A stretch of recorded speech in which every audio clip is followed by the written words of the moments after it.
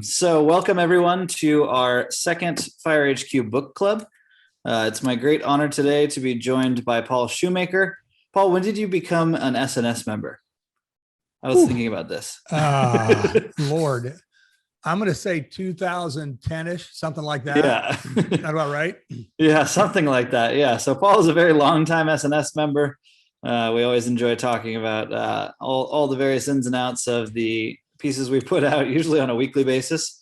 But that is only one of the things he is to us. Another thing that I was thinking about that I wanted to make sure I included in your introduction is you were also the Philanthropist of the Year at the Future in Review conference. And I'm not sure which year it was, but it was, I think, well chosen. 2013, I think, something like that. 2013, yeah. Yeah, I appreciated that. I don't know that I deserved it, but I appreciated it. Oh, I believe you probably deserved it. Thanks. I think don't be down on yourself. No. So just so everyone knows, I'm going to do a quick kind of brief housekeeping thing. So if you are new to the membership, this is a book club that is run through the FiRe HQ membership, which is part of your SNS membership, the Strategic News Service. Strategic News Service is now in its 25th year.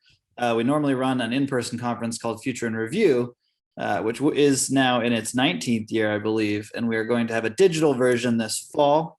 So we hope to see folks there. I'm joined by Paul Shoemaker, and we are going to be talking today about Paul's book, which is out. When did it come out, Paul? March 15th. March 15th. Came out on March 15th. And for those of you who are looking at the chat, I have placed the link for the book in the chat. I don't have a cover. Actually, I got the digital version, Paul. Do you have a copy floating around?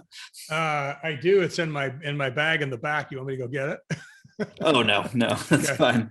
So if you click on the Amazon link, you can link straight through to it. The book is called Taking Charge of Change. And it follows on, is that the second book in the series? Because it's based a bit on rebuilders, isn't it? It's not a series per se. The first book I wrote was about 6 years ago called Can't Not Do. And that was sort of more along the lines of philanthropy and volunteerism. Mm-hmm. And this one is, it's kind of on the same through line, but it's definitely more about leadership and the kind of leadership we need for the decade ahead. Perfect. So Paul is also, just so we give everyone a good background, Paul is also the founding president of Social Venture Partners International, which is the first of its kind and still largest global network of thousands of social innovators, entrepreneurs, philanthropists, and business leaders supporting social change agents in over 40 cities and 8 countries. So it's probably no surprise that Paul is also an avid FiRe person. I think we have a very similar culture.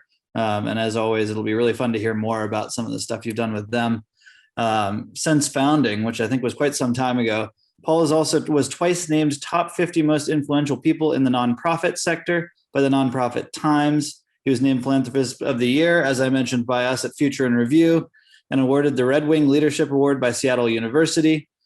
He's done a whole lot of things over the course of his career, including appearing on CNN and CBS with Richard Schlesinger, Rainmakers TV, Dent the Future, for those of you who know Jason Preston, who is also often joining us at FiRe and in these events, these digital events, and at Town Hall Seattle with NFL All-Pro Doug Baldwin. He's spoken at TEDx in 3 cities, at United Nations events, the Mashable Social Good Summit, Ignite Seattle, and the Social Innovation Summit. Paul, thank you for joining us. I really appreciate your time.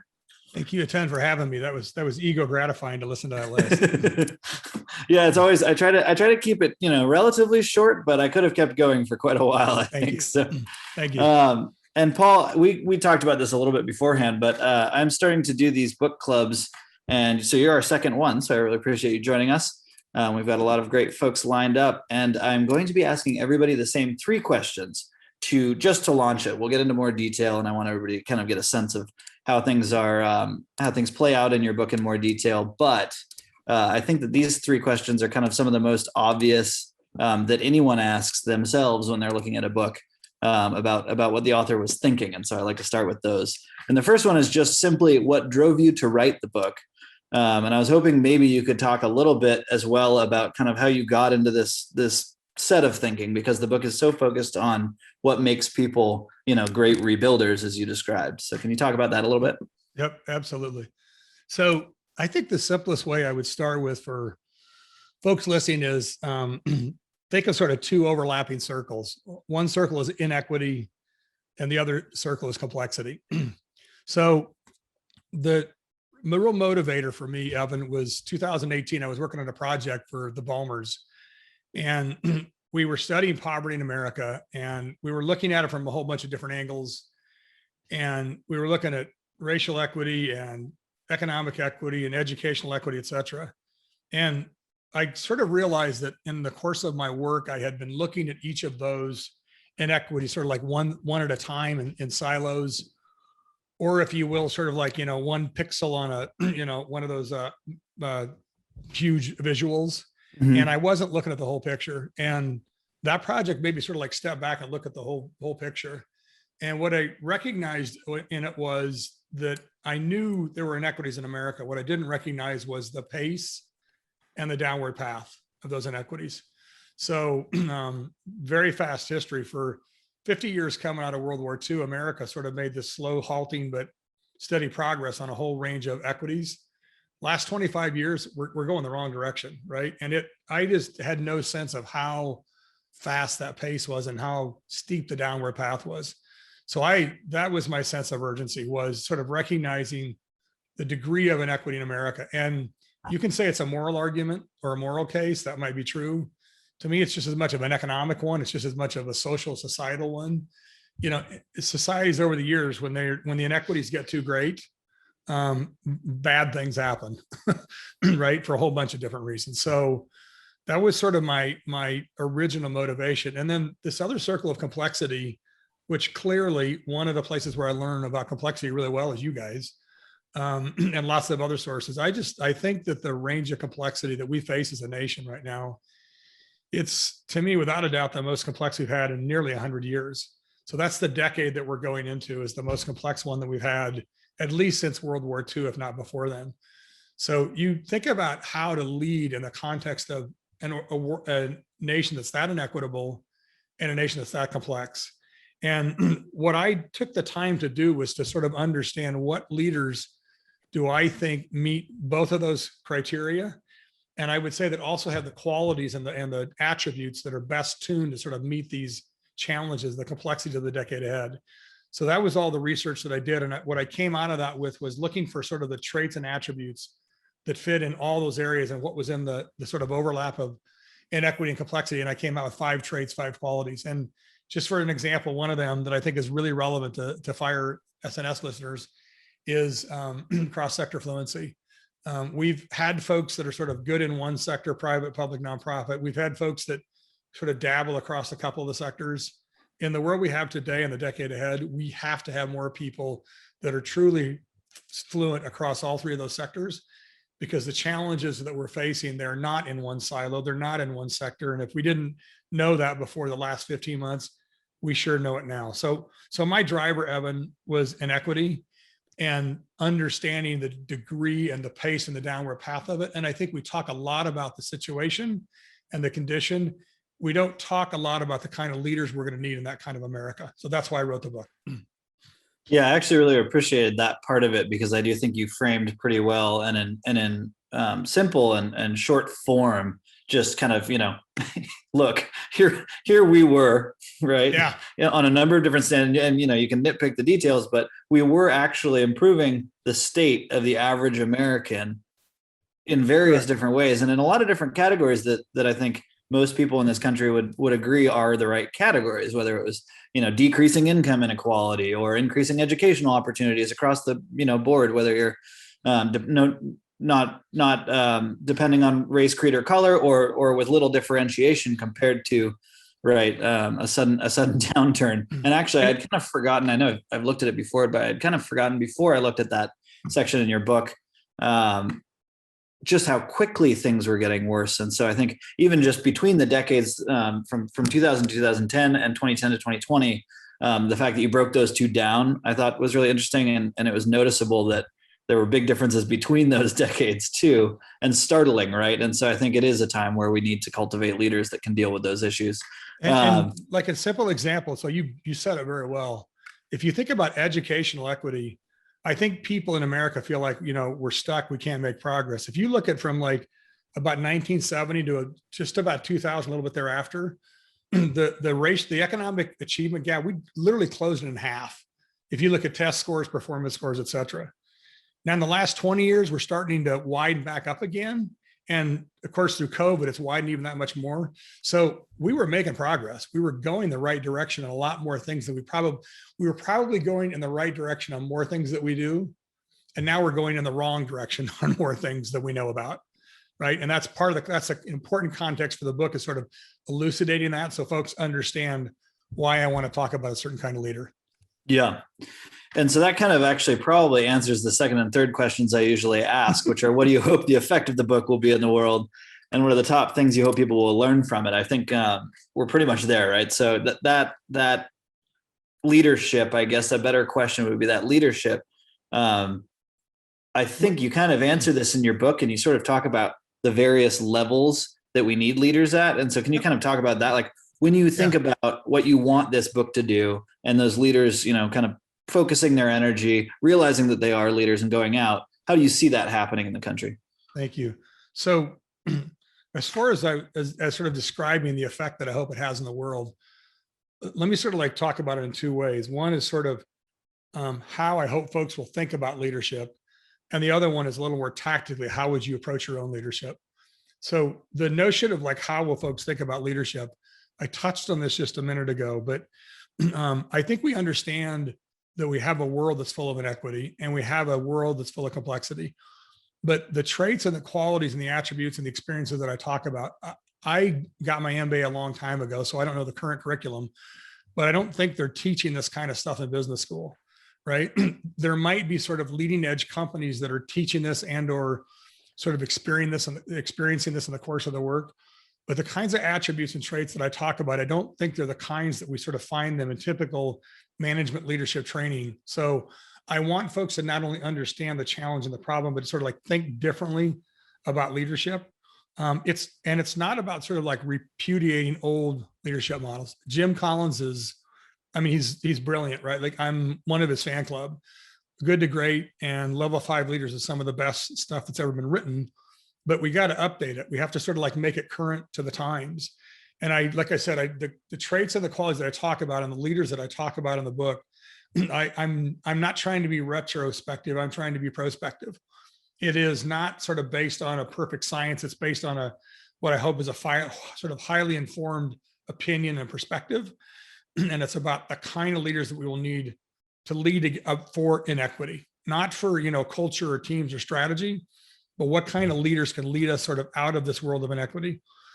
The second thing I would say about what I hope what effect it'll have, Evan, is how folks would use it. So, and over the last like 3 months, I've talked to about 40 different cities, all from my upstairs bedroom.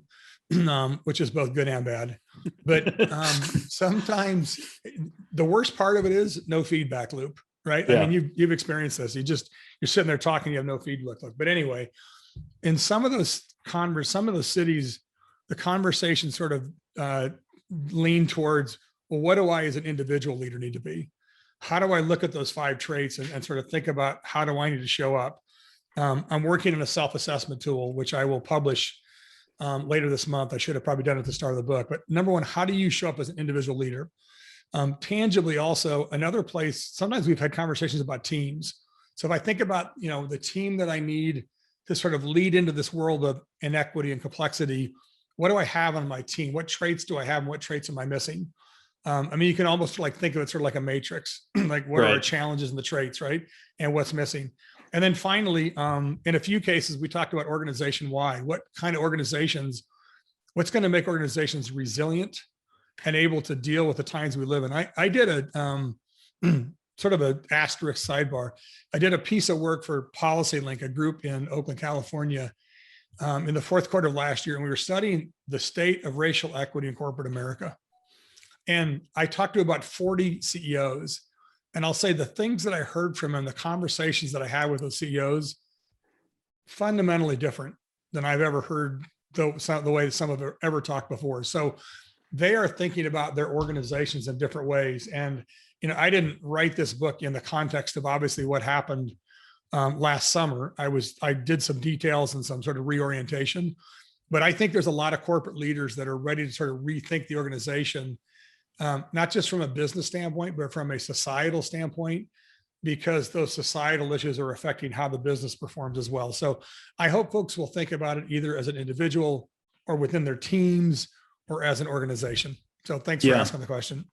Yeah, it reminds me as well that you were talking about the Business Roundtable. And of course, they made a big splash when they essentially announced that they were going to take a stronger role in social issues, from climate change to racial inequality, et cetera. And I think in the language of what they put out, you could see, and I think you referenced this in the book, you could see that it wasn't a direct commitment, which I think people probably would have preferred it be. But I do agree that, nothing like that had ever happened before from a corporate standpoint.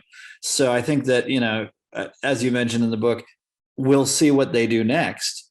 But it does seem like we're in a very different cultural moment, and it does feel appropriate, particularly with something as existential of a threat as climate change. It does feel like an appropriate moment for business leaders to be thinking about, okay, maybe we really are at the point where not dealing with this issue kills my company just the same way it kills the rest of the world. And so why would I bother not dealing with it?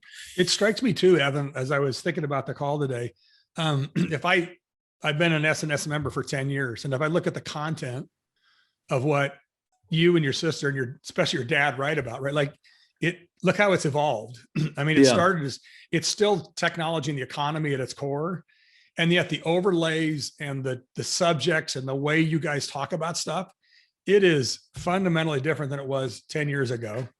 It's fundamentally different than it was 15 months ago. And in some ways, the content of your guys' newsletter is almost sort of like a metaphor for how I think corporate America's had to change its thinking. And I'll say this about the BRT. Yes, we'll see. I don't know if I'll say I'm optimistic. I actually believe what a lot of CEOs are saying about how they need to show up differently in this time of inequity and this time of complexity. I'll also say this. I don't think in 2021, I don't think you can say this stuff and not deliver and get away with it. Right. Yeah. So if you want, there's a positive incentive just as much now. I think it's a negative incentive, which is if you don't open your mouth and say this stuff, if you don't mean it. And there's been a couple of great examples lately. I'm trying to think of the companies off the top of my head that, tried to sort of put float 2 or 3 new board members, all guys that look like you and me, and the employees rejected it. Yeah. Right. They spit it out. So we have such a different time that we're leading in, and it's just going to require leaders to think very differently about how they need to show up. And I think BRT is seeing a big, huge sort of established set of leaders like that talk that way. I'm going to be optimistic and sort of like say, I think they will try to pay off a lot of that over time. Mm-hmm. Well, I hope you're right, for sure. I think that's actually a kind of a good segue into one thing I want to do before we jump into Q&A is touch on 2 things, and probably in almost popcorn fashion, because they're both very central to the book and they both involve about 5 different factors.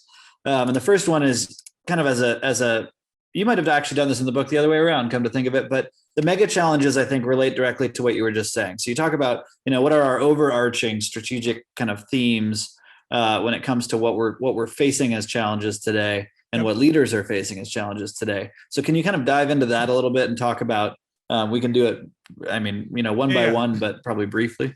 So in some, I call them mega challenges, and I think anybody could sort of like look at the challenges of the world sort of as a pie, right? You could slice it 4 ways. You could slice it 7 ways. I'll describe how I sliced it. What I will say is the size of the pie is bigger than it's been. That's my point about complexity. It's the pie of complexity is as big as it's been in decades. So the 5 things that I sliced out of that pie was, 1, the sort of inequity around technology and media, how it continues to, divide us. We know that's obviously a huge challenge. Along with that is just this whole thing about, and you guys write about this really well, the ability to have a set of shared facts, the ability to know what a truth is, and the ability of social media to distort.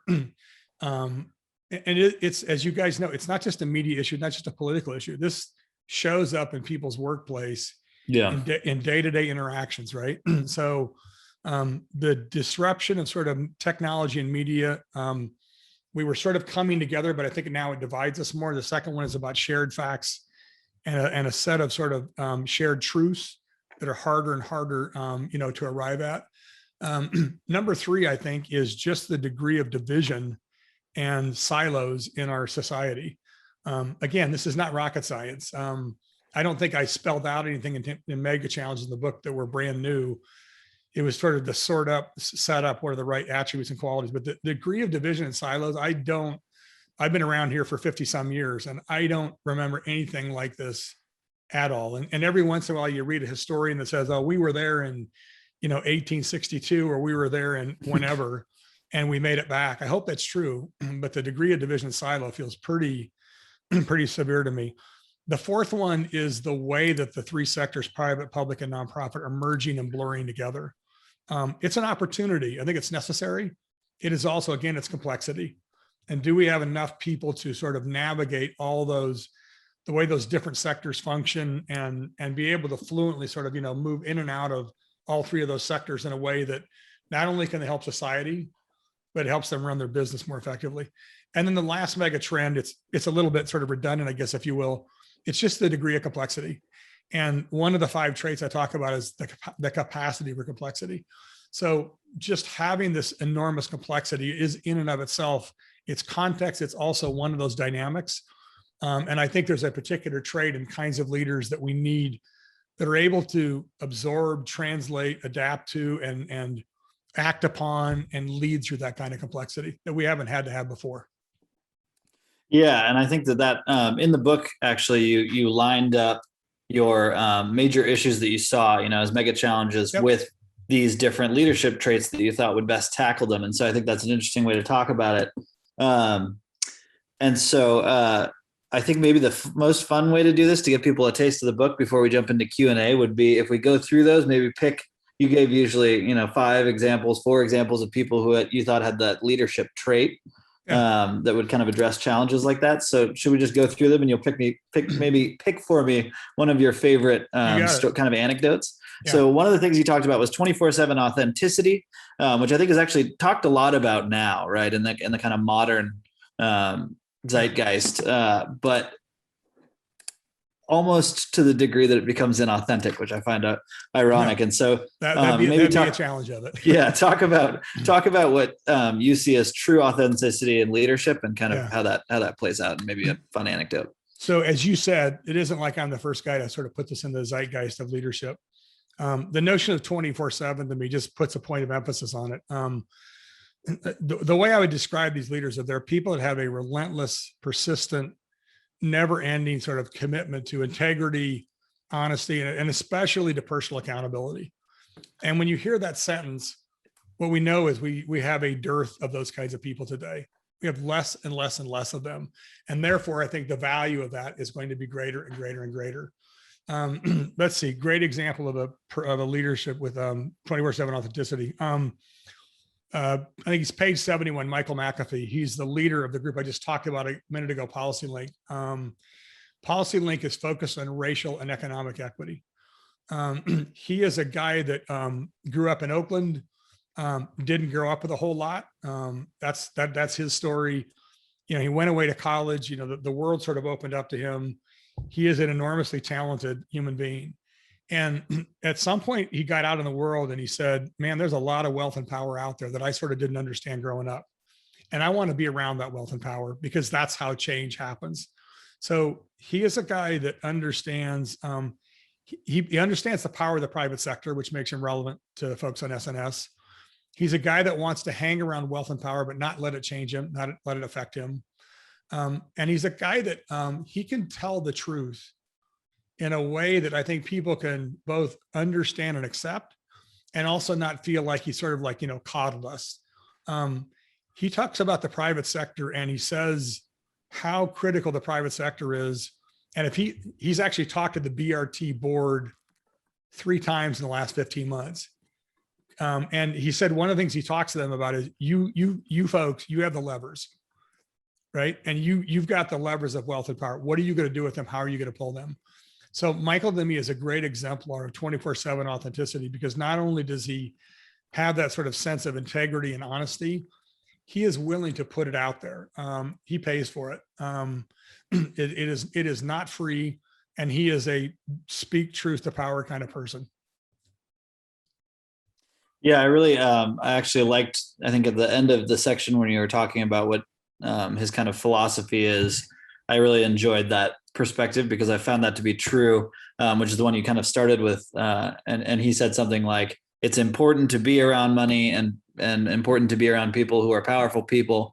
That is how you can affect change on them, as you were saying. And I think he said it in a way that was kind of interesting too, where he said something like, that's how you make things happen or something like that. But he said, don't let it change you. Don't let it change you. Right. Yeah. I want to be around wealth and power, but I don't want to change me. Like, yeah, I have no interest in, very simple. I mean, how many of us can hang around wealth and power and it doesn't affect us, right? It affects and changes most people. One of the simple things he did was, he said, I'm never going to accept any level of compensation above $200,000. That's a decent amount of money. This guy could be making 10 times that easily doing something, but he knows that the risk of it is that it will change him. So again, that's sort of the way he shows up. That to me is a symbol of sort of authenticity in a really extreme way. And that's why he's an exemplar in the book. Yeah. All right, let's do another one. All right. Capacity for complexity was one of the top ones. And I think you mentioned how important it is a number of times in the book in kind of an increasingly complex and changing world. Who do you think your favorite one is there?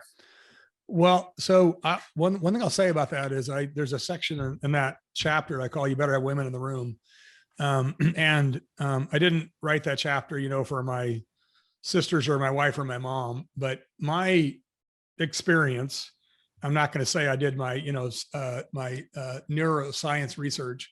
My experience is women leaders are just flat out better at complexity than men are. They're able to see a bigger picture. They're able to sort of get past their ego. They can think in a non-linear way better on average than guys can. So I'm a big believer in women leaders, period, especially coming out of the last 15 months. Like, they've gotten hammered and we need to, lift them up more than we ever have before. But I think women leaders are particularly good at complexity. One of the people that stands out for me is a woman named Michelle Nunn. She's the CEO of a group called FiRe USA. And I'll come back to a point in a second. They work on poverty globally.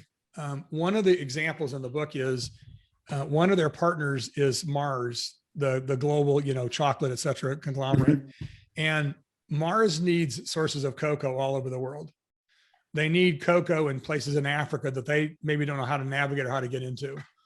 CARE knows villages all over Africa, and they need economic empowerment in villages in Africa. So if you play these two pieces out together, right? CARE USA wants to empower farmers, especially women farmers in villages in Africa, to be able to be economically self-sufficient. One way to do that is to produce cocoa. Mars needs supply chains. They need sources of product. And sincerely, one of their main sources of cocoa is Africa. And one of the main ways they've sort of learned how to navigate Africa and find that as a source of cocoa is through CARE USA. Mm-hmm. And so here you have, right, two organizations that are able to take sort of the best of what they both do. I love the intersection of those two organizations, right? How do you fight poverty? By economically empowering women. How do you find a source of cocoa? By economically empowering women. And sort of the simpatico of those two things is awesome. And Michelle's the kind of person to sort of navigate to what a solution I could describe in 2 minutes. This took many, many years of sort of navigating, social barriers, geographic barriers, corporate to nonprofit barriers, but she's able to navigate all that stuff and come up with a solution like that. She is just such an exemplar of a person that has an insanely high degree of capacity for complexity. Very cool. Yeah, that actually kind of stands out. Having worked over in overseas a couple times, actually, in a couple different situations, I was just thinking when you were talking about that I think almost every one of my favorite bosses, role models, whatever, was actually a woman, come to think of it. And they were very good at navigating all of them. A majority I respected of mine deeply for being so good at navigating really difficult, complex situations. And when I say it, by the way, like I recognize that I'm saying that as a guy So I'm not here to like, tell women how to lead. I'm just saying Yeah. as a guy hanging around the corporate sector and the nonprofit and the public sector, I would agree with you. A majority of the best leaders and mentors I've had, they're women. Okay, I'm going to hit you with another one. You ready? Yeah. So generosity mindset, and maybe is the next one. And maybe actually, if you want to do just a quick explainer, I really like the idea of a generosity mindset and the kind of stuff I've heard and learned about that versus scarcity, just in general in leadership and in business. So maybe a quick explanation and then an anecdote. Absolutely. And Patrick's comment touches on this a little bit. So I'll define generosity mindset this way. It is the ability of a leader to get past all of the noise, see the end game, get the most out of everyone, make the whole greater than the sum of its parts. That's sort of like a one sentence headline I would describe as a leader with a generosity mindset. These are in the world we live in, right? We don't live in a world right now that's defined by generosity. We live in a world that's defined by division. We live in a world that's defined by people that want to play a zero-sum game. Not everywhere, but in a much greater share of the world that did before, and that's sustainable and positive for us. So having leaders that can sort of, in the face of that, show up and lead forward with a mindset of generosity, I think is so vital. It's so important. I talked of any trait in the book. In some ways, for me, this is the sort of the hardest one to play out in practice. And I'll also say it is the highest value one, I think, in practice, because it's the supply and the demand are so out of whack on generosity mindset. But an example I'll give you is she's actually the first person in the book. Her name is Roseanne Haggerty. She runs an organization called Community Solutions, whose mission is to end homelessness in our lifetime and leave no one behind. And for folks that live in Seattle or anywhere in the SNS network, right on the West Coast, we know how much homelessness is just a pervasive, suffocating factor in every one of our communities right now. And Community Solutions has gone into many small and medium size, and they're working their way up to bigger cities around America, and they've eliminated chronic and veteran homelessness. So it is doable. And the reason why a generosity mindset is so critical for a leader like her, when they show up in a community to talk about a topic as contentious and complex as homelessness and housing and everything goes with it. 2 years ago, when I was writing the book, she was literally walking down the street in New York City. We're sort of having a conversation. And I said, what's the most important success factor when you go into a community? How do you show up and land in a way that you can be effective? And she said, I have to have a generosity mindset. It wasn't a considered, sort of like, oh, gee, I'm not sure what. It was a very natural answer for her. And that's the way she shows up. And it doesn't mean that you are weak. It doesn't mean that you're nicey nice. It doesn't mean that you're, sort of give in to everybody. It's actually a very strategic sort of hard edge mindset. And it doesn't mean you're going to sort of like hang in there with everybody all the time, but it means you're going to go into the meeting, into the community, into the situation, and you believe you'll get the most out of everyone. You're going to stick with there and get past the diversions, right? And that having those kinds of leaders and those kinds of people on teams, they're so vital. They're so incremental. They are so rare in the world we live in today. And she's a great example of it. Yeah, it actually kind of reminds me, I think sometimes I like to flip things for people that maybe are instantly, for whatever reason, culturally are instantly taken aback by the idea of, using a generosity mindset as a leadership skill. A funny example I can think of is a special forces team. The entire thing is generosity mindset based when you actually boil it down, right? Because everybody has different skill sets and everybody has to, essentially work together, pull the best out of each other on a regular basis in order to work together to achieve a common goal. And so I think it's funny to me that that's not something that has been pushed more, right? Because it can apply in almost any scenario, and in general, no matter what you find in any diverse environment of people, each person will have their own skill sets, and you talked about that a fair bit in the book as well.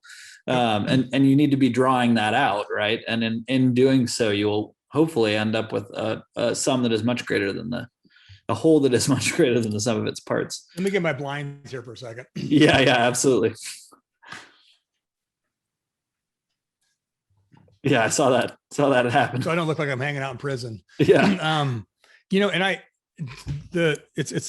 love your example, and just an anecdote on this. One of the first podcasts I did, I think it was number 4, I took with a woman by the name of Vicki Saunders.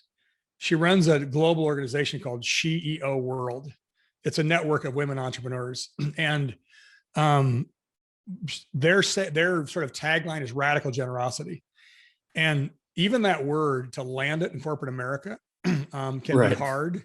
So she told me the story of when they started off, they had a tagline. It was something about, generosity makes a difference or whatever. And she said, people just couldn't like grasp it and accept it. And she said, I had to put the word radical on the front end of it. And then all of a sudden it became cool. So it's no different, right? Marketing. She just figured out a way to sort of position it. The notion of generosity, sort of like in a business corporate environment. My guess is it's becoming more and more acceptable, and it can land better today than it did even 2 years ago. But she had to sort of modify how she talked about generosity so it could land in corporate America. Yeah, that doesn't surprise me. No. All right. No. You ready for number 4? Yeah, please. So data conviction, actually, that was an interesting section of the book. And just for those who haven't read the book, definitely do. It's very interesting. And particularly if you're interested in stories of people that are doing all sorts of really wonderful things in the world, and why they matter. But data conviction, I thought, was pretty cool, because it was essentially talking about how, everybody talks about data, right, in the modern big data world. But you spent a fair amount of time, I think, on something different, which is your data has to be used in the way of course, you need good data. Of course, you need to source your data properly. And that's, the very foundational aspect. But the real next step in any organization and as a leader is to, once you have that right data, use it regularly, consistently, and use it to build trust so that people actually understand that what you're doing makes sense, because here's why, right? Here is the underlying foundational aspects to what we're doing. And then you paired it a little bit. So maybe get into kind of, how you see it, give us an anecdote and talk about what you think, sort of the most important ways that data conviction plays out. Yeah. You probably defined it better than I did. I should have had you write that section of the book. Again, it's a little bit, it's sort of, in a way, it's kind of the other side of the coin of authenticity. We have a dearth of authenticity. We have sort of a harder time having a set of shared facts and a shared truth, but we cannot walk away from the data, right? We have to keep pursuing the data. And I think what is important is, like you just said, is how people use data. It isn't they just sort of source it, find it, whatever. There's so many people in the world that will misuse data, or that will abuse data, or don't know how to sort of like apply it in the right way.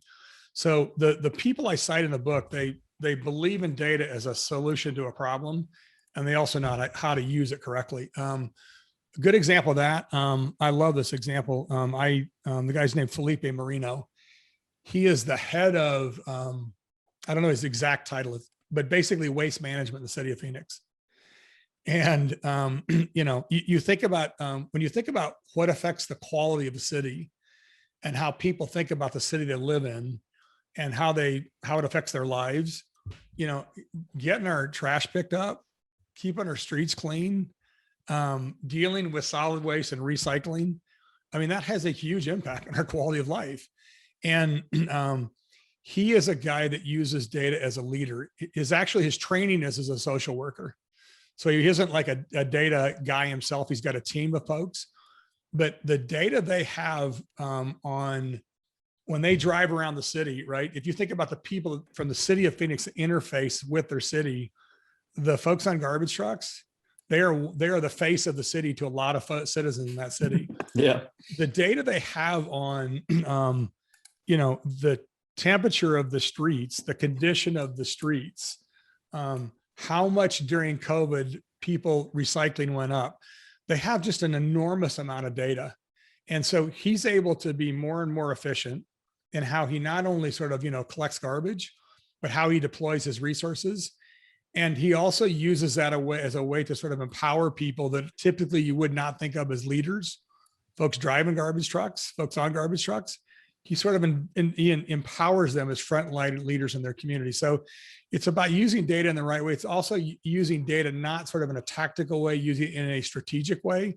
and using as an attribute of leadership. When I did these talks in these 40 or so cities over 3 months, of all 5 of the attributes, some of those cities I'd have someone that's in the book sort of on the call with me.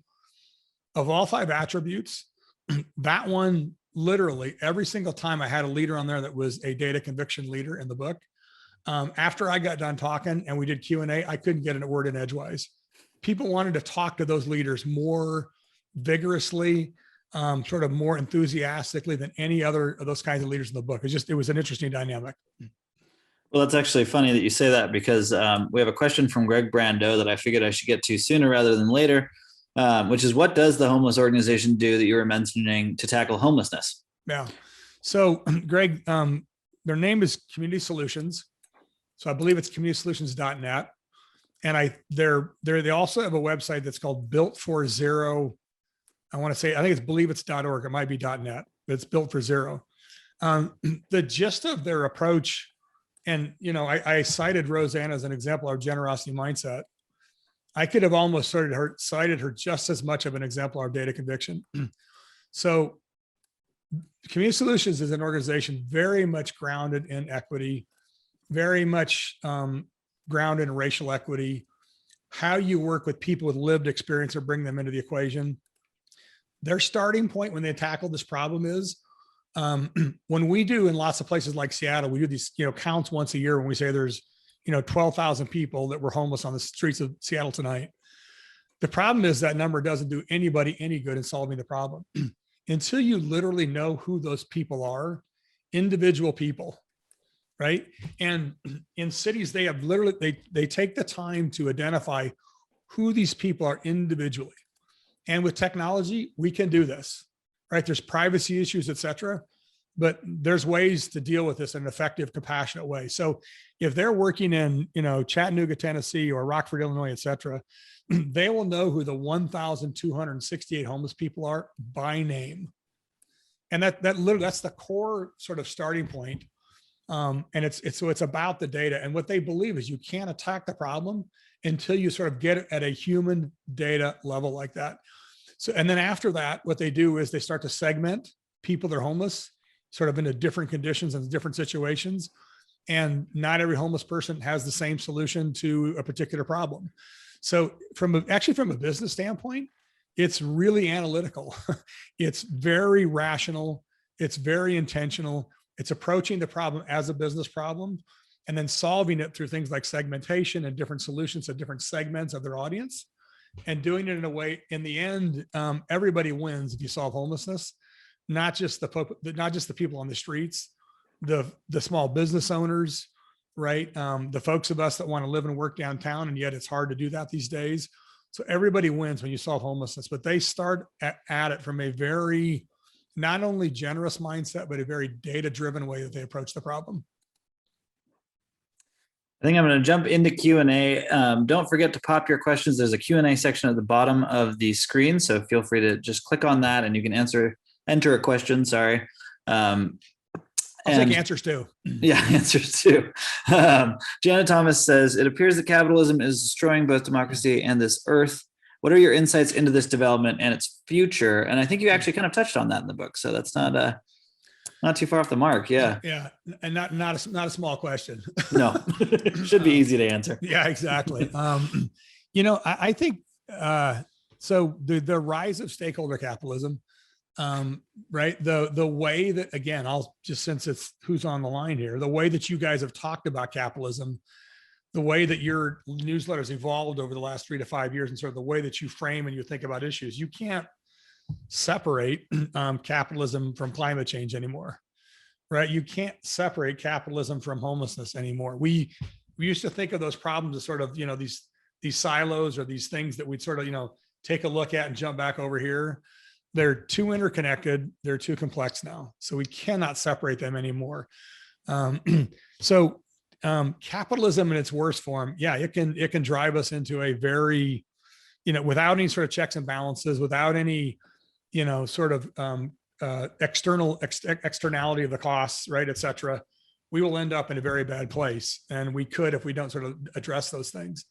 On the other hand, capitalism is an amazing engine of prosperity and innovation and economic progress. When you look and you think about racial equity, to me, there's a lot of things we can do. I think the most powerful thing that we could do for racial equity in America is to create economic wealth for Black people, right? And that's not going to come through nonprofits. That's not going to come through things that I say in my book. It's going to come through people that create economic wealth and power for African-American people in this community. So I'll say capitalism, it's a tool, right? And we can use it for evil and we can use it for really, really good. The last 15 months, I'll say it makes me hopeful. There are corporate leaders that showed up in a fundamentally different way. In that study I talked about a few minutes ago, when I talked to those 40 CEOs, I could have talked to 400 CEOs over the previous 15 years, and I would have heard the word listen less times than I heard it on talking to those 40 leaders for a couple of months at the end of 2020.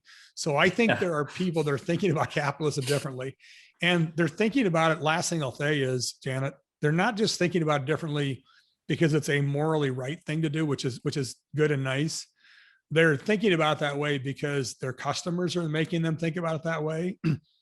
Capital is talking that way. I think that's really powerful. I mean, Larry Fink at BlackRock, capital is talking. If your company does not have a sustainability story, some capital will not show up for you. And then most of all, the people that are talking are employees. Your generation, the kids showing up in their 20s and 30s in companies now, if you don't have a social purpose, if you do not believe in stakeholder capitalism, if you believe in capitalism only as sort of an extractive mechanism, you will not develop, and you will not retain the talent in corporate America. And that's already happening. I believe that's true. So the great thing is a lot of sort of moral factors and a lot of economic factors, I think, are lining up to where stakeholder capitalism can really be a positive, important movement. PS on that, it better be, because I think we are screwed without the private sector taking on sort of a whole new mindset and a whole different way to think about how they do what they do. And it is not mutually exclusive from profit. I think they are absolutely complementary, but I will say without the private sector, I think we are screwed in a lot of ways. Well, that does remind me, I think Mark and I were talking about whenever that was, probably 2 years ago now, when the price of solar finally dropped below the price of burning coal for electricity. Yeah. And it was like a weight was lifted, right? And I heard that some giant coal company was deploying solar panels. And I thought, thank God we've hit that point, because it is, as you were saying, it is a tool and it is a powerful machine, but you need it to be, lined up properly. And so it's very hard to motivate businesses. And I think you talked about that a fair amount in your book as well. It's hard to motivate businesses to do things just for the right reasons, which is why it's good that we are entering a period where they actually do get punished, right? So they really will not get the right hires. They really will, have all sorts of issues with retention, et cetera, right down to these days, actual capital markets, right? Which is kind of unusual for, if you look at the last 100 years, that certainly wouldn't have been true one bit for most of the time. So very recently, I mean, it may have started in the 90s, but very recently we're seeing kind of a real push. Yep. And I think that if it, there's a lot of pitfalls to anything like that. It's hard to get things right that are that complex, kind of, as you noted a lot in your book. But I think that there's promise there, right? And it has to happen. When it starts to be money talks and talent talks, like now you're talking, right? Yeah. Because if you kind of need money, you kind of need talent. And when those two things are sort of talking in a different way, literally, not just sort of conceptually, it will change companies, whether they want to or not. And again, the 40 CEOs I talked to in the context of racial equity, the standard deviation of sort of CEOs that think that way, it's moved, right? It is still a distribution, right? It's still a normal distribution. There's some CEOs that for the most part don't give a crap. And there's some that are on the front edge, leading edge, right? But the sort of middle of that distribution of CEOs, it has moved in the last 15 months. It's moved in the last 10 years, but it has especially moved in the last 15 months. Yeah. All right. Well, I'm going to jump into this question so we don't run out of time. Donald Kimball asks, what apps do you recommend? This is a good question. What apps do you recommend to organize leadership complexity? Since it's certainly not a Microsoft project anymore. Yeah, I think that's a great question. Do you have any tools that you recommend or things that you think work So well? that's a great question. Here's what I'm going to give you an honest answer. I'm literally in the process of developing sort of a toolkit and a self-assessment to go along with this book. Should I have done this before March 15th? Probably yes. I was too focused on getting the book out the door. Donald, I promise you I will remember your name. In a couple of weeks, when I have sort of some beta versions of some self-assessment tools and some answers to your question, I will send it to you. So I'm not going to make one up right now, but I promise you in a couple of weeks, I will send you a couple ideas, and then I would love your feedback on it. You can maybe sort of help me shape that part of the assessment tool of this thing going forward. So great question. I'll get you an answer. I have kind of a follow-on question too that ties into that, which is you were talking to all these different folks in a lot of different sectors, but they are all running some relatively complicated efforts. Did you see on kind of a toolkit basis or even just like a mental toolkit basis, any commonalities amongst these folks where you noticed that they were organizing their lives a certain way? Well, so first of all, to state the obvious, right? Like that's the 5 traits in the book. I think leaders that possess those or try to work to develop those traits, those are the folks that we're going to need for the decade ahead. As far as sort of like, here's a couple of things I'll say, and none of this is rocket science. But number one, the leaders in the book, the leaders that I think make the difference, they are deeply intentional about this work. There are things that sort of happen to us organically that might help develop us as a leader, but every one of these people has a real level of intentionality to it. So that's one thing I would say. Second thing I would say, in the book, particularly those leaders of 24/7 authenticity, they are guided by a particular set of principles. So, Michael McAfee, this guy has had this, we talked about a minute ago, he's this wide range of life experiences, right? And yet he has his guiding principles are: number one, I want to be around wealth and power, not let it change me. Number two, does this work bring me joy? Right? Because ultimately it has to satisfy sort of my soul. And the third thing he said was, who am I here at the table for? Who am I doing this work for? That's his way of reminding himself. He's not doing it for himself. He's not doing it for his organization. He is doing this for people that are in poverty, that are living through inequitable circumstances in America. So I'll say the second thing about these leaders is many of them had a set of principles or North Star that they live by. And again, this is not rocket science. And yet I think all of us sort of, I can think of myself at different times in my life and my, sort of my professional career. There were times where I was probably sort of more grounded in a set of principles, and other times where I was sort of living in the moment. So intentionality, a set of principles. The last thing I'll say, I want to say that the people that are in this book, they are there because in part, they're not the folks that you will see in Good to Great. They're not the folks that you will see in a business school, but they are from all 3 sectors. I think in some ways, there's a lot of leaders that are out there that have been working on social challenges sort of over the last 20 years. And I think sort of, a little bit below the radar. We need to bring those folks above the radar, not because they're sort of, nice or morally better, but because they've been working on problems at a level of complexity that the rest of us are sort of like catching up to now. So I just will sort of, the third thing I'll do is sort of highlight that I think the people in the book and folks like them, and I think every one of us probably knows a couple of leaders like this that are working on a particular social challenge that the world maybe doesn't know as much about. We need to lift these people up. We need to lift up their traits and their attributes and their qualities, because those are the kinds of leaders we need in the future. Yeah. Well, that is, we're at the top of the hour, and I think that is a pretty fantastic line to end on. And I can't think of a better or more succinct way to kind of synopsize what's in the book and why. So thank you so much for your time. I'm going to put your link here again. So the book is called Taking Charge of Change, and you can access it at the link there on Amazon. I highly recommend it. It was a great read, and I really enjoyed going through the anecdotes, but also I love that you touched on that North Star point, because it did remind me that while I was reading your book, that actually stood out to me, and that's kind of what I was fishing for there. And I think that it was a really interesting thread through all these different people that are working in all these different sectors. They all tended to have, when you ask them, they all tended to have a pretty simple way to explain how they think of themselves in the world. Yep, and it guides them. So I think it's a good lesson. I stuck Yeah. my email in the chat box. If somebody's got a question we didn't get to or something occurs to them later on, don't hesitate to contact me. And the last thing I'll sort of put as an asterisk on what you just said there, or an exclamation point, Evan. I think the kinds of folks that are in SNS, the kinds of folks on this call, the kinds of leaders that SNS attracts are enormously important. And I'm not saying that to sort of like kiss everybody's butt because they're on the call today. I think the folks that show up for SNS matter deeply because you understand technology, you understand innovation, you understand the economy. They have a social conscience to them. So I just want to stress to the folks that are in SNS, do not underestimate the power of sort of your brand of and your form of leadership. It is really, really critical. And we need folks like you for the future. Well, thank you. Can I quote you on that? Hell yes. I can't think of a more glowing review, and there's almost no one I can think of that I'd rather get it from. So Thanks. I appreciate your time, Paul, and thank you you for joining us. And hopefully we'll see you again sometime very soon. Thanks, everybody.